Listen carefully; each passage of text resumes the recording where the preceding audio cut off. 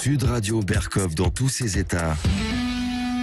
Le face-à-face. Et jusqu'à 14h, nous sommes avec François Grudet, agriculteur et chercheur et auteur de ce livre Biogate, en finir avec l'utopie du bio aux éditions Mareuil. Bonjour. Bonjour François. Bonjour François Duguay. Vous allez bien François Grudet ? Parfait vous-même. Heureux vénard qui êtes au Maroc pendant que nous sommes à Paris. Mais c'est bien.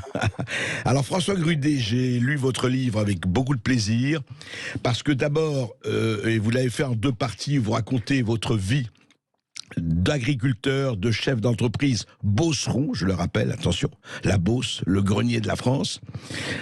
Et puis, vous racontez effectivement dans une seconde partie le bio et ce qui se passe avec le bio, et c'est très intéressant parce que quel que soit ce qu'on pense du bio, et il ne s'agit pas d'être pour ou contre le bio, mais il y a un certain nombre de choses, de faits que vous narrez et peut-être d'escroqueries d'étiquettes qui méritent très largement d'être inventoriées. C'est ce que vous avez fait. Vous m'entendez bien, François Grudet ? François Grudet, est-ce que vous m'entendez ? Parfaitement. Ah ben parfait, ben, je vous entends aussi parfaitement. Alors vous avez commencé, et j'aime beaucoup, je ne sais pas si c'est votre père ou votre grand-père qui vous aurait dit on ne commande la nature qu'en lui obéissant. Non, mon père me l'avait dit, mais j'avais trouvé ça lorsque j'étais étudiant. D'accord. Alors, vous avez eu donc une vie d'agriculteur, et puis c'est très intéressant, vous racontez comment vous avez grandi, comment vous êtes devenu chef d'entreprise, avec les bons côtés, et puis les déboires, ça fait partie effectivement de la vie de l'entreprise. Comment vous êtes allé en florissant, enfin en travaillant, et effectivement c'est le but de tout, florissant le désert, apprenant effectivement qu'on puisse faire pousser des choses dans le désert. En Libye, vous racontez ça longuement, ce qui s'est passé en Libye, et puis en Arabie Saoudite. Et je voudrais que vous parliez un tout petit peu de ça, François Grudet, sur cette culture en rond, sur cet arrosage par pivot d'irrigation, cet arrosage que vous n'avez pas créé, mais que vous avez effectivement aidé à faire connaître. En gros, c'est quoi pour les gens qui ne sont pas des professionnels de la profession ? C'est-à-dire que j'ai eu la chance de pouvoir, au fond, défricher dans les Landes et de pouvoir ne cultiver que ce qui était arrosé. Ouais. Pour ça, on avait l'expérience de ces pivots circulaires. Mmh. Et donc, j'ai émis l'idée de cultiver en rond. On est tombé sur de très gros problèmes. Et c'est comme ça que j'ai mis au point la culture en rond et la culture en spirale. Et j'étais même obligé d'inventer des outils et de breveter. Ah oui. C'est vous qui l'avez mise au point, c'est ça, cette culture en spirale. Absolument. Oui. D'accord. Et alors, alors, vous avez commencé à développer, et racontez-nous juste comment vous êtes arrivé à vous occuper du désert libyen, en tout cas d'une partie du désert libyen, et puis des déserts en Arabie Saoudite, qui sont évidemment les pays qu'on connaît.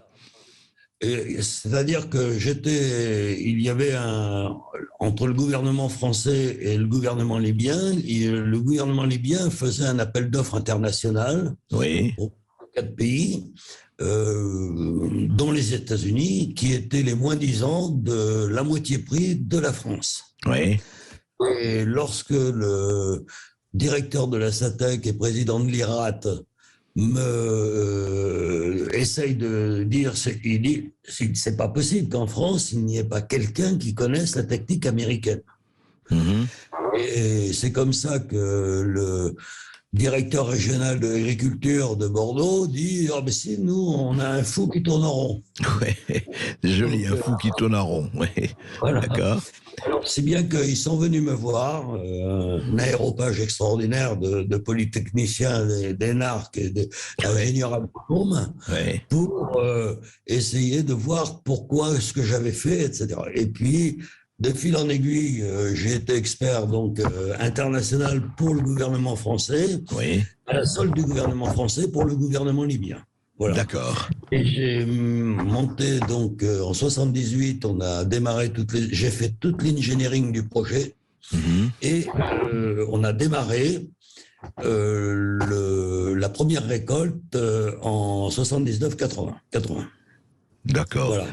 Et ça a donné très vite des résultats. Enfin, je veux dire, le résultat a été convaincant.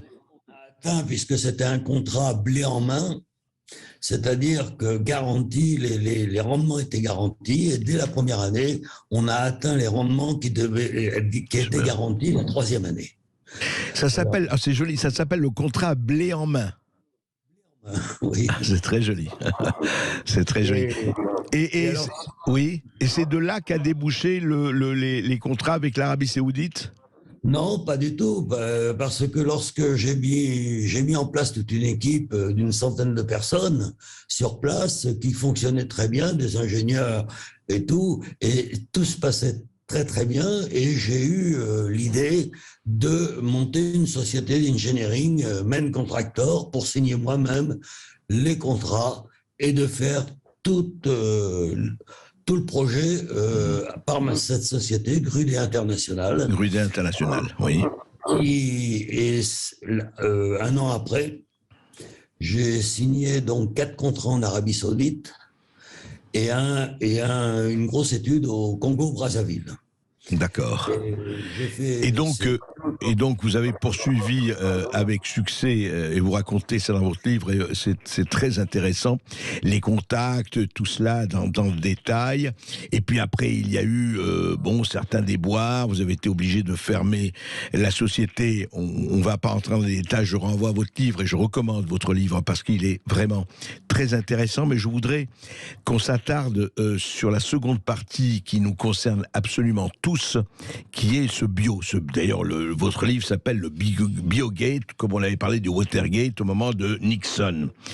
Et alors vous dites, alors là c'est intéressant parce que vous avez fait vraiment un travail de fond, et vous dites des choses très fortes, évidemment, et alors on va évidemment vous contester, c'est très bien, et vive la polémique, et s'il y a qui ne sont pas d'accord, eh bien qu'ils s'expriment, et on leur donnera la parole, mais vous dites que le bio, et j'emploie votre propre parole, Monsieur Grudet, vous dites que c'est plus un business qu'une pratique agricole, pardon.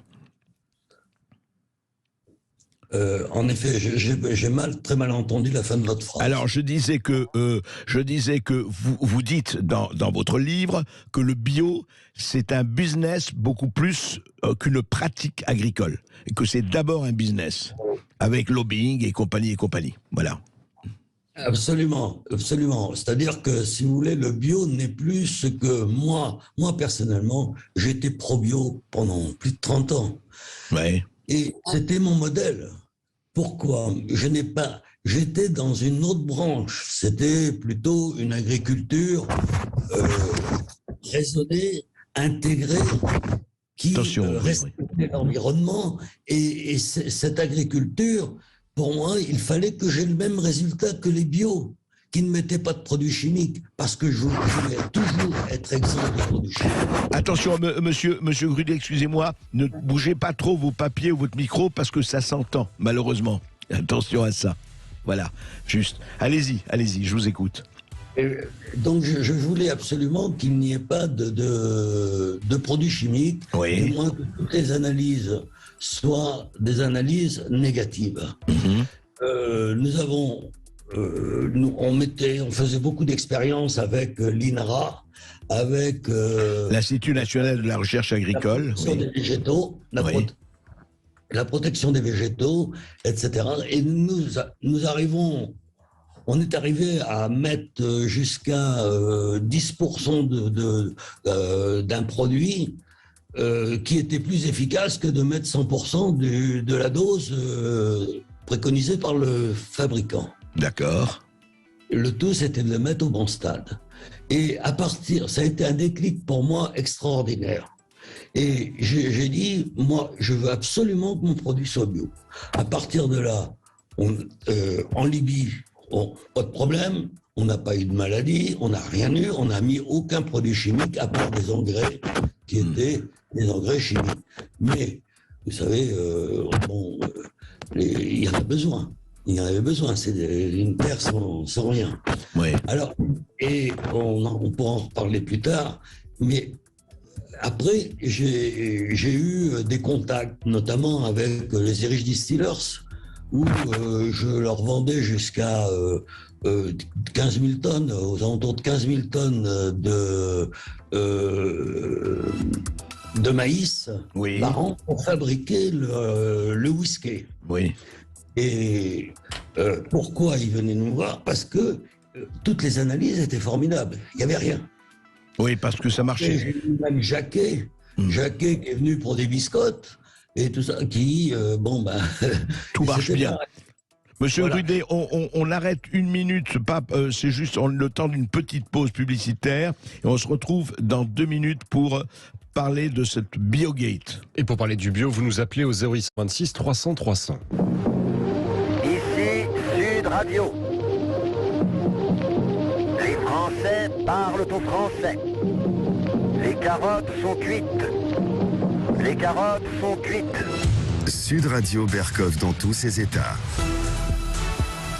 Et nous sommes toujours avec François Grudet pour son livre pamphlet Biogate.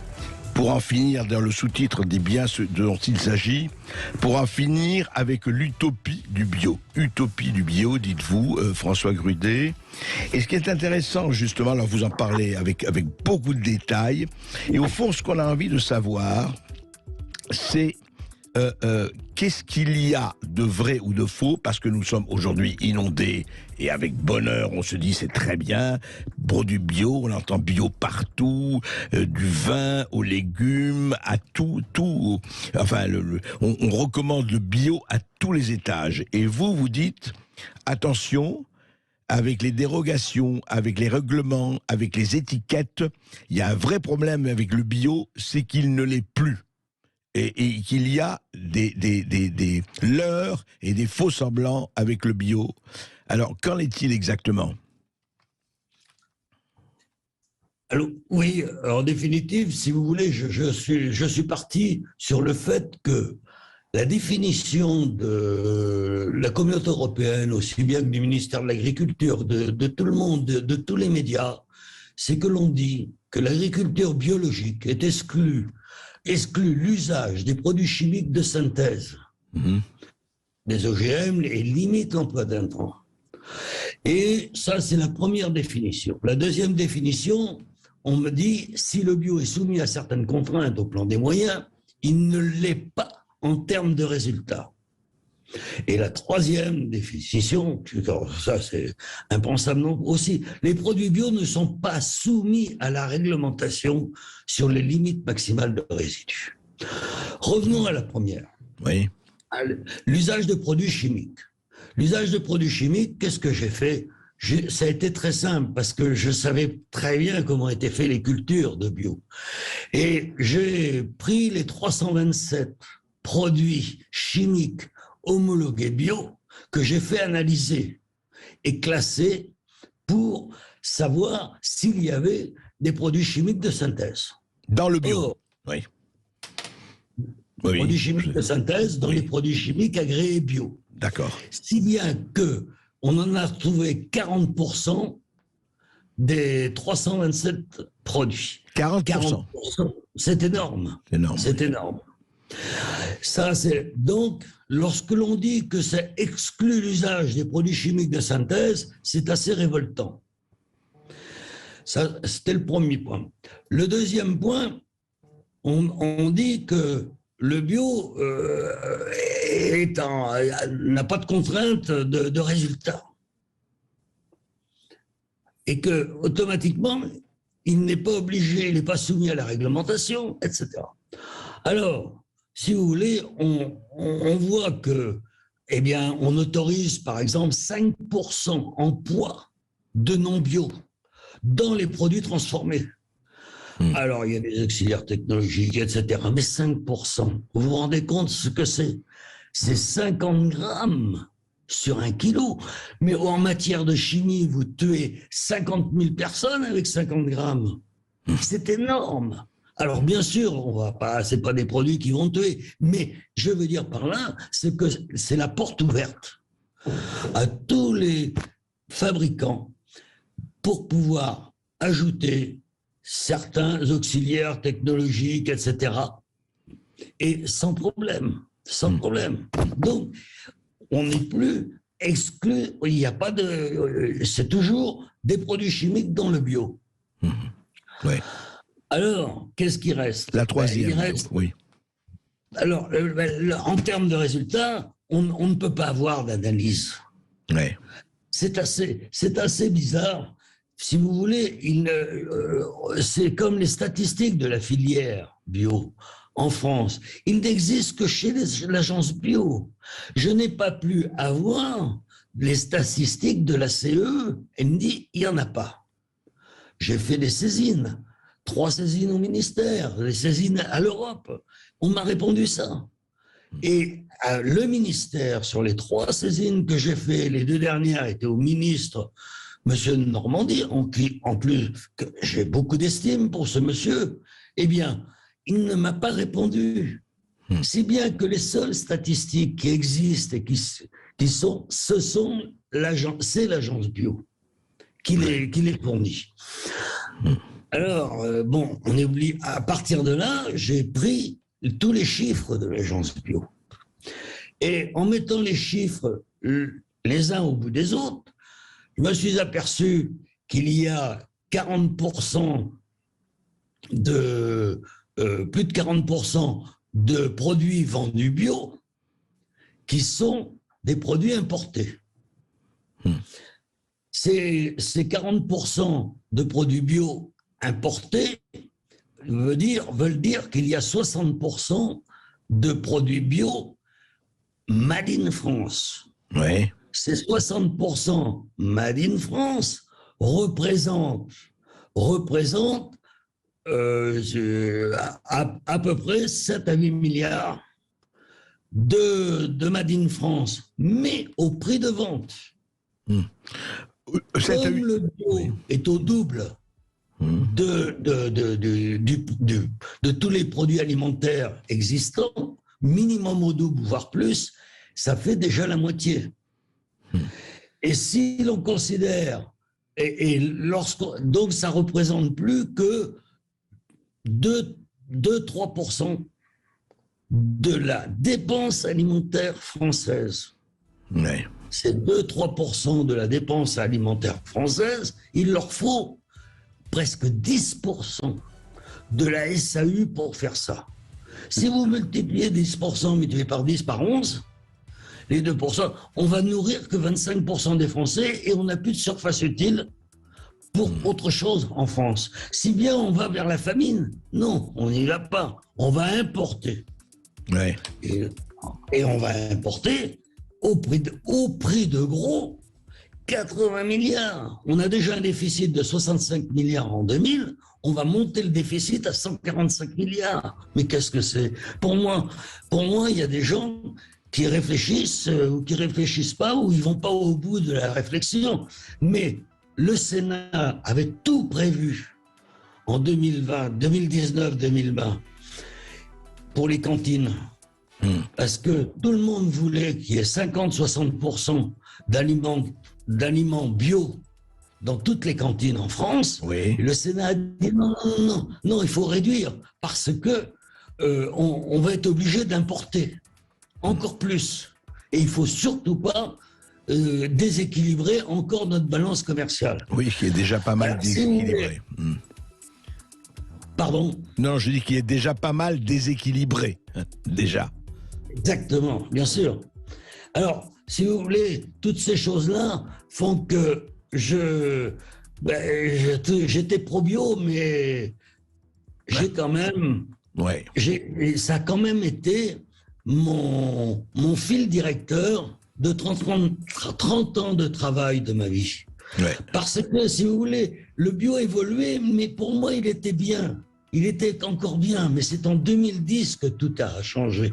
Lorsque la CE a voulu niveler toutes les normes des 27 pays par le bas. Ouais. Parce qu'il y avait de la fausse concurrence entre chaque pays. Et aujourd'hui, c'est comme le glyphosate. On veut interdire le glyphosate. Bon, la nouvelle ministre que l'on a, là, s'en remet à la communauté européenne pour prendre la décision. Elle ne veut plus prendre la décision, donc elle s'en remet à la communauté européenne. Mais il faut savoir que si la communauté européenne interdit tout le glyphosate, en Ukraine, en Russie, aux États-Unis surtout, eux, ils ne l'interdiront pas. Et on importera toujours ces produits. C'est comme les OGM avec le soja. Tout le soja que l'on importe, et Dieu sait si c'est des milliers de tonnes, ce sont des produits qui sont OGM. Et c'est interdit en France, c'est interdit en Europe. Donc, si vous voulez, il y a quelque chose qui ne va pas, ou bien du côté de la communauté européenne, ou bien de notre côté. Mais si de notre côté, on se donne, on donne tous les moyens à la communauté européenne pour décider, Ben oui. la nation française n'a plus... Je ne sais pas ce que vont faire nos députés. Il va plus y avoir... En tout cas, ce que décision à prendre. oui, ce que vous décrivez très bien, François Grudet, c'est effectivement aussi l'hypocrisie de tout ça, la tartufferie, sans parler des conflits d'intérêts, mais on va en parler parce que ça passionne déjà les auditeurs de Sud Radio et les nôtres. On va se retrouver tout de suite après ceci. À tout de suite. Et vous qui nous écoutez, vous pouvez évidemment réagir à ce sujet au 0826 300 300. Ici Sud Radio. Les Français parlent au français. Les carottes sont cuites. Les carottes sont cuites. Sud Radio Berkov dans tous ses états.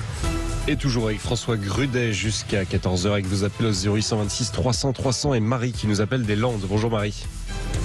Bonjour à vous tous. Bon, alors écoutez, pour le bio, les terres qui sont transformées en terres bio, il y a normalement un délai de 2-3 ans où elles sont en terres non cultivables. Sauf que tous les produits qui ont été injectés auparavant, que ce soit glyphosate, insecticides, pesticides, sont dans la terre pour des années et des années. Donc vous les transformez en terre bio. Oui. Oh, alors, je me demande si c'est vraiment possible et si c'est pas vraiment une erreur monumentale. Parce que bon, les produits sont toxiques, ils sont dans la terre. Bon, voilà. Je vois pas comment ces terres peuvent devenir bio du jour au lendemain, même en ajoutant d'une terre convenable. D'autre part, deuxième question, vous avez beaucoup maintenant fraises, tomates, etc., qui sont produites hors sol. Donc, elles ne touchent pas la terre. Elles sont bio, mais il n'y a pas d'étiquetage qui précise qu'elles sont produites hors sol. Et d'autre part, elles sont quand même alimentées avec des engrais non naturels en tous les cas. Donc, je pose donc la question à votre intervenant, comment il situe tout ça par rapport à l'Europe. Merci Marie. Alors François Grudet, justement, je rappelle votre livre Biogate aux éditions Mareuil. Donc la terre, est-ce qu'elle peut devenir une terre bio comme ça, non pas du jour au lendemain, mais même à échéance? Et deuxièmement, les produits hors sol. François Grudet. Oui, je suis entièrement d'accord avec cette dame qu'il peut y avoir certains éléments qui restent dans la terre. Mais il faut savoir que si vous faites une culture raisonnée et intégrée, et non seulement intégrée, mais de développement durable et écologique et bon pour l'environnement, vous faites attention à toutes ces choses-là, et surtout dans les doses. Parce que le problème, c'est qu'il y a beaucoup d'agriculteurs, ils ne savent pas qu'avec le 10e ou le 20e de la dose à un stade donné, le 10e, moi je l'ai pratiqué souvent, eh bien, on a plus de résultats que si on attend plus tard, notamment dans tout ce qui est le désherbage. Mais le désherbage, le bio ne connaît pas tellement le désherbage puisqu'il l'interdit. Donc, il faut que ça soit à la main. Mais je pense que c'est non seulement anti-économique, mais si on veut créer une famine dans l'avenir, il faut continuer à désherber à la main. C'est clair. Pour ce qui est des tomates, c'est vrai que je pense, enfin, moi, je suis beaucoup plus spécialisé dans les cultures plein champ que dans les cultures sous serre. Mais les cultures sous serre, je pense que aussi c'est beaucoup plus facile même à maîtriser que le plein champ, parce que le plein champ, vous avez tous les aléas climatiques qui peuvent être autour de vous et qui peuvent embêter certaines choses. Bon, si vous mettez, mettons, pas mal en bio, du fumier, du lisier, etc., pour nourrir les plantes, bon, les doses, ça, je ne sais pas si vous arrivez à maîtriser les doses de fumier ou de lisier. Moi, personnellement, tout ce que j'ai vu dans ce domaine, ils n'arrivaient jamais à les maîtriser. Mais s'il tombe 30-40 mm, automatiquement, il est sûr qu'il va y avoir du lessivage en profondeur dans la terre. Le tout, c'est toujours de faire attention. Moi, pour éviter ces choses-là, ce que j'ai toujours préconisé, ce que j'ai toujours fait pendant plus de 30 ans, a été de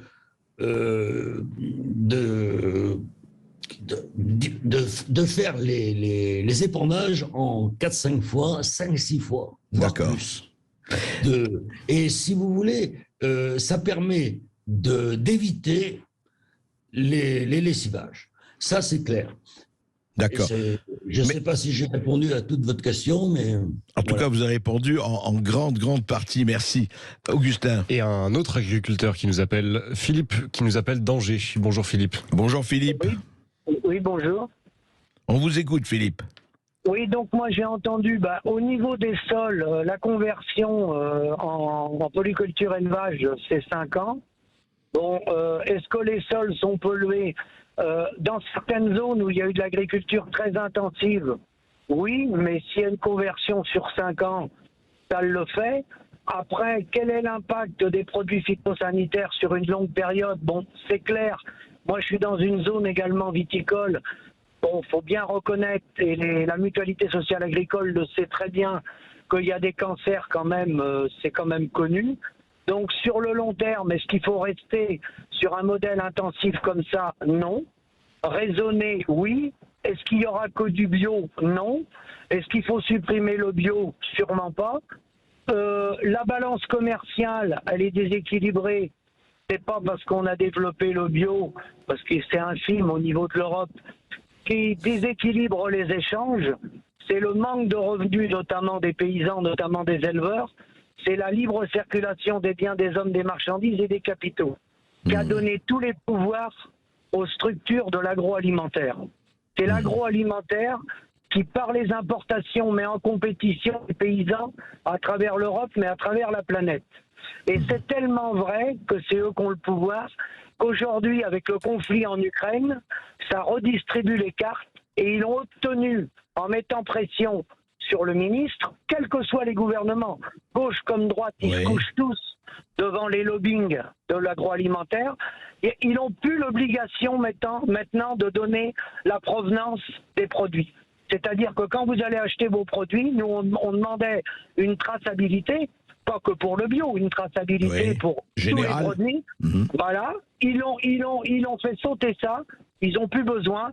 Donc les géants, Bigard, Lactalis, nos coopératives, qui sont devenues des multinationales, en fait, mettent les paysans en compétition.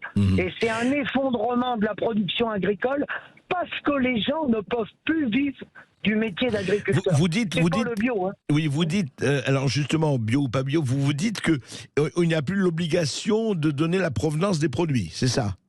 Non, ils ont fait pression, c'est commencé sur la viande et ça va le faire sur le reste, sur le lait aussi. Lactalis a obtenu, ils ont même engagé des procédures parce que les multinationales maintenant de l'agroalimentaire sont capables d'emmener les États au tribunal.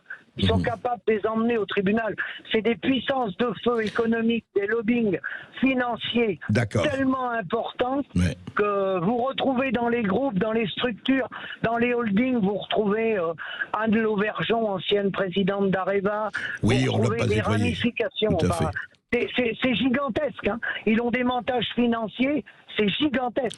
Alors justement, on va revenir, on va justement, Philippe, merci de votre intervention, parce qu'il faut rappeler aussi cet éclairage-là et ce qui se passe en ce moment. François Grudet, en quoi effectivement, est-ce qu'il y a aussi, vous avez parlé de, bon, non pas de famine, mais du danger effectivement de la mort d'une certaine agriculture, et puis Philippe évoque cette espèce de concurrence internationale, européenne, à l'échelle des grands lobbies. Qu'en pensez-vous ? Ben, moi, j'en pense que ça a toujours été comme ça. Je veux dire pourquoi. Tout simple. Lorsque je n'avais plus que les chiffres de l'agence bio pour le bio, oui. J'ai commencé par questionner les douanes. Et je voulais avoir toutes les importations, les exportations de bio dans les douanes. On m'a répondu, monsieur, on a le regret de vous dire que aucune denrée bio n'est répertoriée à l'entrée ou à la sortie de France. Hallucinant. C'est ce qu'on vous a répondu. Ouais. Oui, vous l'avez lu. Absolument, absolument. Et alors, suite à ça, j'ai questionné la communauté européenne. La communauté européenne pour avoir les statistiques. Oui. On m'a répondu, monsieur, on s'excuse, mais nous n'avons pas les statistiques. Tout dépend du ministère de l'Agriculture de votre pays qui doit référencer les entreprises qui exportent ou importent du bio. Ah bon? Alors je vais au ministère de l'Agriculture. C'est là que je reviens sur les 3 saisines que j'ai faites et où je n'ai eu aucune réponse.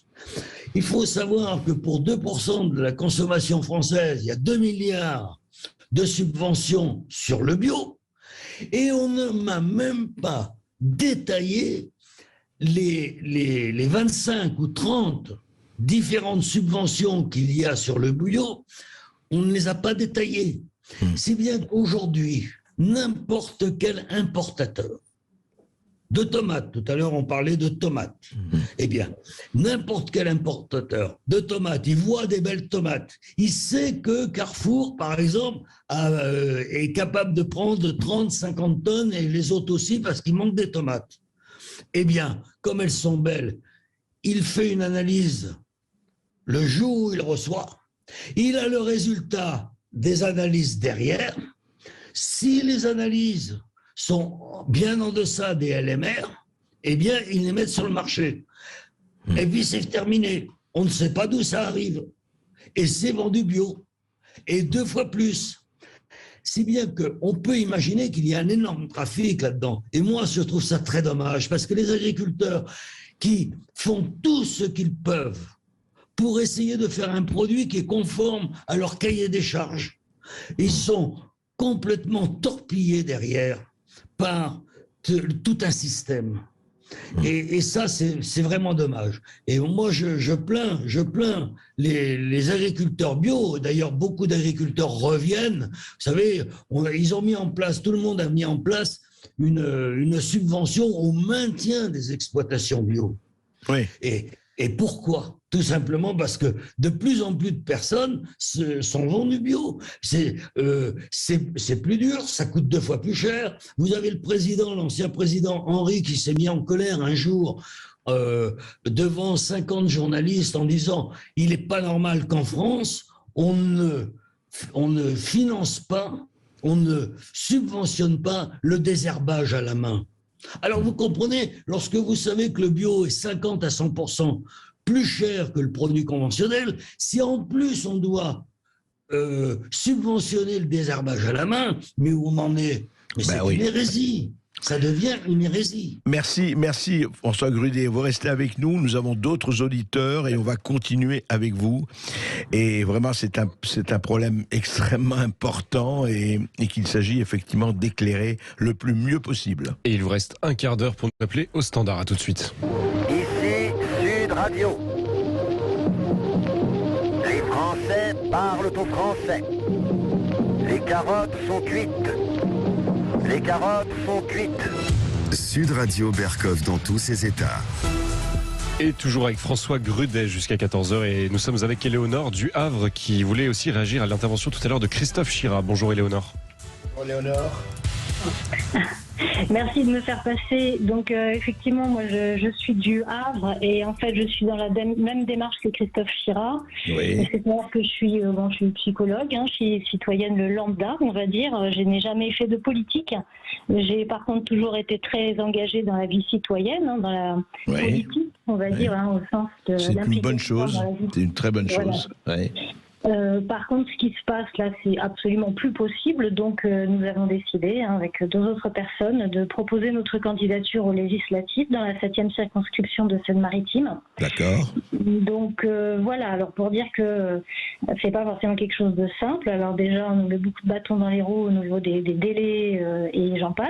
Ouais. Forcément qu'on s'attend à être attaqué personnellement. C'est-à-dire qu'on se met vraiment en difficulté au niveau de l'image et des conséquences qu'on peut avoir. Donc c'est pas un choix au démarrage, mais c'est parce que ce qui se passe n'est absolument plus possible. Le niveau de corruption qu'ont atteint nos pseudo-élites, tout ce qui se passe qui est liberticide, des personnes qui pour moi sont, psychopathes. Il y a vraiment quelque chose qui dysfonctionne gravement, tout est inversé et en fait on s'engage pour rétablir le réel, la bienveillance, le bon sens. Ce qui fait de nous des êtres humains, souverains, avec notre libre arbitre et notre connexion à la nature et à tout le vivant. Tout le vivant, oui. Écoutez, en tout cas, moi j'applaudis toujours des gens qui sortent de leur zone de confort, qui ont le courage de sortir de leur zone de confort. C'est pas évident, c'est pas facile, mais vous savez, c'est l'essentiel. C'est-à-dire que dans toute l'histoire, il y a qu'à regarder l'histoire, mais depuis des siècles, ce qui a sorti, ce qui a fait bouger effectivement le monde, ce qui a fait bouger les sociétés, ce sont les hommes, les femmes, qui ont décidé de prendre des risques au bon sens du terme et de dire on ne va pas accepter ce qui, en dehors de tout jugement moral ou éthique, c'est extrêmement important d'avoir justement sa morale, son éthique, sa conscience et surtout le courage. Donc en tout cas bravo pour ce que vous faites et je crois que vous devriez et j'espère qu'ils seront des milliers à réagir comme vous. Et nous appeler, c'est déjà sortir un petit peu de sa zone de confort. Merci Éléonore, pour votre appel. Nous sommes avec Sandrine cette fois qui nous appelle du Tarn-et-Garonne. Bonjour Sandrine. Oui, bonjour Sandrine. Oui, bonjour. Moi, je voulais vous dire merci, bonjour, et merci de tout ce que vient de dire François Grudet. Donc, moi, je suis agricultrice, éleveur laitier dans mon département Tarn-et-Garonne. Éleveur laitier, c'est ça? Voilà. J'ai des vaches laitières, voilà. Il n'y en a pas beaucoup, il y en a très peu. Et moi, je suis pas en bio, pas du tout. Je suis en agriculture, on va dire, raisonnée depuis pas mal de temps. On n'a jamais voulu passer dans le bio, on nous a proposé. Alors, effectivement, il y a un sacré manipulation, on va dire, au niveau de nos coopératives, à essayer à un moment donné, ils nous ont vendu, il faut faire du lait bio. Bon, il y en a beaucoup qui sont partis. Il y en a beaucoup qui le regrettent aujourd'hui, ce qui est triste parce que le lait conventionnel, le prix du lait conventionnel et le lait en bio, il n'y a pas beaucoup d'écart, on va dire. On va dire presque, on est au même niveau. Et donc voilà, moi mon coup de gueule par rapport à ce qu'il vient de dire, il a entièrement raison. Voilà, c'est difficile. Il y a tous ces produits, effectivement, j'en discute beaucoup parce que ça m'arrive de donner des cours à l'EPA, juste à côté de ma ville. On est professionnels, des fois on donne des cours et moi c'est la zootechnie. Mais c'est quoi votre coup de gueule justement? Mais le coup de gueule, je suis d'accord avec Monsieur François Grudet. Oui. Il y a un souci, on n'arrive pas à pousser les barrières. Et moi, ce que je suis pas contente, c'est par rapport à tout ce qui est au niveau du commerce. On parle sur les accords du GATT. Donc il a très bien parlé au niveau du soja. L'Amérique latine a quand même un monopole énorme. On a quand même de la terre quand même en France. On a une Europe. On pourrait peut-être s'entendre avec les pays sans passer par une commission et qu'à un moment donné, le gouvernement français se décharge de responsabilité en disant c'est l'Union européenne. Les cahiers de charges ne sont pas les mêmes. On a des cahiers de charges très stricts. On est quand même bien surveillé d'un point de vue des contrôles PAC. c'est vrai que moi je plains ceux qui sont passés en bio, parce qu'il y a des régions où c'est très bien de passer en bio. Justement, c'est grâce au bio qu'ils ont pu s'en sortir, ces exploitations. D'autres exploitations, bon, comme la nôtre, on n'a pas voulu parce que nous, on n'avait pas forcément des terres et puis on ne voulait pas parce qu'on est en semi, on n'est pas en extensif, mais on est plus intensif, tout en utilisant du méthane. On a complètement changé notre façon d'alimenter notre troupeau, ça c'est sûr. Mais mon coup de gueule, c'est en fait, on devrait, à un moment donné, se réapproprier, nous les agriculteurs. Et là, je reviens à Éléonore, elle vient de parler justement, je viens d'écouter du Havre, se réapproprier les choses. C'est-à-dire nous-mêmes, on est, on voit ce qui se passe et on trouve que c'est aberrant de voir des produits qui arrivent de n'importe où et qu'on sait très bien que les cahiers de charges ne sont pas les mêmes qu'en France. Et ça, c'est une colère profonde. Donc il faut, ce que vous dites en fait, il faut se réapproprier la chose, quoi. Voilà, tout à fait, quelque part, ouais. Et au niveau des accords du GATT, franchement, il faudrait vraiment qu'à un moment donné, taper là-dessus. Et il y a des dégâts qui se font là-bas. Ils en profitent, de toute façon, les États-Unis, ils ont toujours voulu avoir les marchés. Ils ont toujours voulu avoir tout au niveau, surtout sur ce soja, où on sait très bien que c'est des gros Américains ou alors qui ont pris toute une partie de l'Amérique latine. Oui, mais ça me rend folle. Et j'ai beau essayer d'en parler, des fois avec les... Mais même nous, on n'arrive même pas à pouvoir à un moment donné taper du pied. Je vois dans le monde du syndicalisme où ils sont plus du tout à côté de la page et tout ça. Et derrière, on a une association, moi je suis entrée à l'association des SOS agriculteurs en difficulté, où la SRUNI avait une vidéoconférence. Comment voulez-vous qu'à un moment donné, on arrive à remonter des exploitations, aider les jeunes ou les gens qui à un moment donné sont passés dans un système tellement productif qu'ils ne s'en sortent plus, et à ce moment-là leur dire bon bah alors écoutez, arrêtez, bon vous allez faire du bio, non, ou pas de bio, ou vous allez faire ça, ou vous allez carrément changer de vie. Ah ça c'est un truc inimaginable. Bon, excusez-moi, merci en attendant, et j'adore votre émission et je vous adore Sud Radio, et merci aussi pour votre coup de gueule que vous avez fait tout à l'heure par rapport à et vous avez eu raison contre les libérations. Voilà. Merci. François Grudet, merci beaucoup. Je voudrais que vous réagissiez, François Grudet, on arrive en fin d'émission, mais par rapport au coup de gueule, à la colère de cette éleveuse laitière, justement. C'est-à-dire que par rapport à la colère de cette agricultrice, et aujourd'hui, si vous voulez, pour moi, il n'y a qu'une seule voie qui existe et qui est la vraie voie du futur. Oui. C'est d'abord, il faut écouter les scientifiques. C'est très important. Regardez en médecine, je pense que personne n'a mis en cause encore de supprimer de l'aspirine ou le paracétamol. Non, bien sûr. Non, mais ne rentrons pas dans l'histoire scientifique et de ce qui s'est passé avec le Covid. Restons sur l'agriculture, cher François Grudet. Mais imaginez-vous que, par exemple, je vais dire le glyphosate, parce qu'on n'en a pas parlé, eh bien, le glyphosate, c'est l'aspirine ou le paracétamol pour les plantes. Les plantes, ce sont des êtres vivants. Ouais. Si elles grossissent, si elles grandissent au milieu des mauvaises herbes, vous n'aurez pas de récolte. Donc, alors, le désherber à la main, tout le monde sait que c'est pas possible. Donc, il faut qu'il y ait une base. Or, si vous mettez au bon moment le bon produit au bon moment à la bonne dose, eh bien, non seulement il n'y a pas forcément de lessivage, mais non seulement. Et je pense que il y a beaucoup de gens qui dirigent aujourd'hui l'agriculture, qui ne sont pas scientifiques. Et dès l'instant qu'ils mettent 3 mots l'un derrière l'autre, de genre et de l'économie durable, de l'environnement, de l'écologie, tout mélangé ensemble, alors c'est beau, mais on ne sait pas qu'est-ce qu'il y a derrière. Eh bien écoutez, en tout cas, on en reparlera avec vous, François Grudet. Biogate, lisez-le, Biogate. Il y a beaucoup de choses à dire là-dessus et effectivement, on aimerait que les gens qui nous dirigent là-dessus et qui dirigent l'agriculture comme le reste connaissent vraiment les problèmes et pas de l'extérieur. Et votre livre est paru il y a quelques temps aux éditions Mareuil, et puis tout de suite Brigitte Lay, comme tous les jours jusqu'à 16h.